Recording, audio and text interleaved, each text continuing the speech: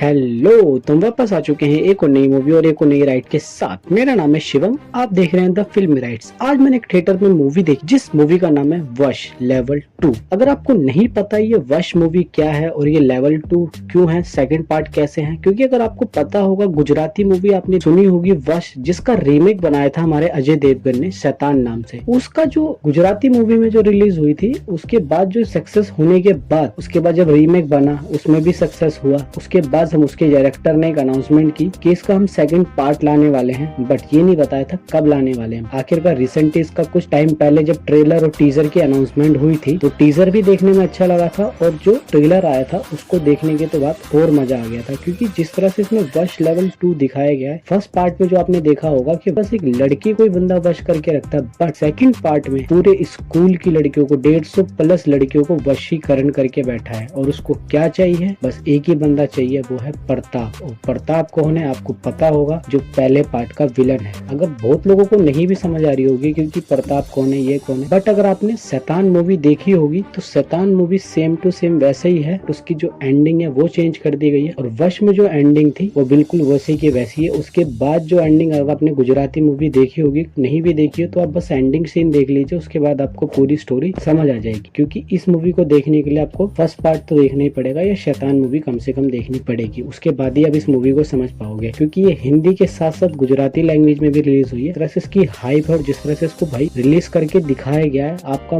दिमाग खुल जाएगा और सोचने में मजबूत हो जाएगा कि भाई किस तरह से वशीकरण होता है और कैसे करते हैं और उसको तोड़ कैसे होता है। ये पूरी मूवी समझाती है और इसके अंदर जो ट्विस्ट एंड टर्न्स दिखाए जाते हैं, ना कोई गाना है, एक बीजीएम जो पूरी मूवी के अंदर बसता रहता है और स्टोरी है जो पूरी मूवी के अंदर जान बांध के रखती है। जिस तरह से वो खून खराबा दिखाना, लड़कियों का छत से कूदना, वो बाइक वाला, पेट्रोल वाला, वो सब दिखता है, वो आपको देख के बड़ा अजीब सा लगेगा। क्योंकि जिस तरह से बच्चे चिल्ला रहे हैं, रो रहे हैं उनके माँ बाप, और जिस तरह से वो चीज हरकतें कराता है उन बच्चों के साथ, वो देख के आपको बहुत ज्यादा बुरा लगेगा। और उसी के बीच में जो हमारा प्रताप का कैरेक्टर है वो कैसे मिल पाएगा नहीं मिल पाएगा वो भी चीज है। अगर इन सब चीज को हटा के बात करूँ एक्टिंग की बात तो एक्टिंग भाई साहब आपको सबकी अच्छी लगेगी। हमारे हितू सर की भी अच्छी है भाई साहब। जानकी जी का इतना इसमें रोल नहीं है, जितना भी है ठीक है, उनको एक कैमियो की तरह मैं समझता हूँ। जितना फर्स्ट पार्ट में उनको इतना अच्छा खासा रोल दिया था, बस सेकंड पार्ट में इतना नहीं दिया गया। जिस तरह से उसमें जो विलन रखा गया है और उसकी स्टोरी दिखाई गई है और उसके अंदर बंदा सोचता है ना, जो 12 साल बाद बंदा क्यों आया है लेने, इतने 12 साल बाद बंदा ऐसा क्यों कर रहा है और क्यों ऐसी चीजें हो रही है, उस चीज के बारे में समझाया गया। बहुत सारी चीजें आपको डाउट पूरी कर देती है। जो अगर आपने फर्स्ट पार्ट में देखा होगा कि वशीकरण कैसे होता है, उसके बारे में भी सेकंड पार्ट में आपको समझाया जाता है और उसका तोड़ भी आपको समझाया जाएगा इसके अंदर। मेरे को वो चीज अच्छी लगी क्योंकि फर्स्ट पार्ट जब मैंने इसका देखा था गुजराती में भी, गुजराती इतनी आती नहीं बट सबटाइटल के साथ मैंने देखा था, तो मेरे को वही चीज थोड़ा सोचने में था कि भाई साहब जिस तरह से इसमें दिखाया गया है कि जो वशीकरण है उसका मेथड क्या होता है उसके बारे में समझाया नहीं गया था फर्स्ट पार्ट में। तो सेकंड पार्ट में आपको वो चीज समझाते और आप समझ भी आता है। मेरे को सबसे अच्छा लगा कि इनके डायरेक्टर ने कोशिश करी कि हाँ इसको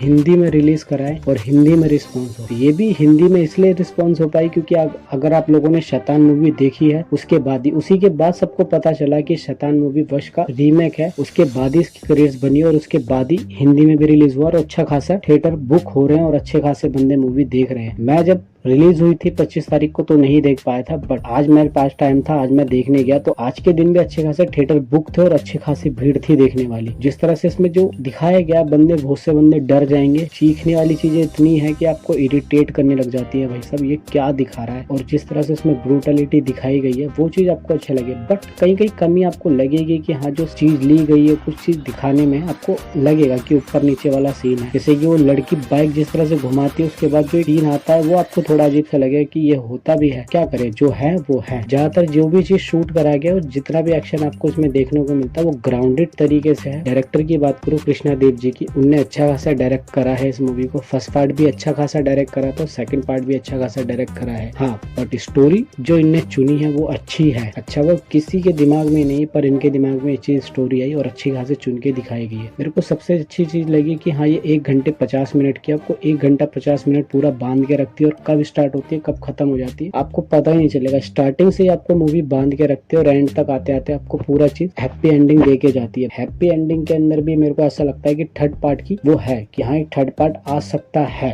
ये जिस तरह से अगर हिट हो गई तो थर्ड पार्ट भी जरूर आएगा। और ओवरऑल अगर मैं बात करूँ मूवी मुझे कैसे लगी, हाँ फन वॉच है, आप एक बार देख सकते हो, आपको मजा आ जाएगा। अगर मैं मूवी को रेटिंग देना चाहूँ तो उस मूवी को मैं रेटिंग देना चाहूंगा 5 में से 3.5 स्टार। जिसने नहीं देखी है तो एक बार जाके देख लो, और जिसने देख रखी है तो बताओ उसके अंदर आपको सबसे अच्छा कौन सा पार्ट लगता है। और जो चैनल पे नए हैं तो लाइक शेयर सब्सक्राइब करो। मेरा नाम है शिवम, आप देख रहे हैं द फिल्मी राइट्स। आगे की बात हम अगली वीडियो में करेंगे, तो बाय।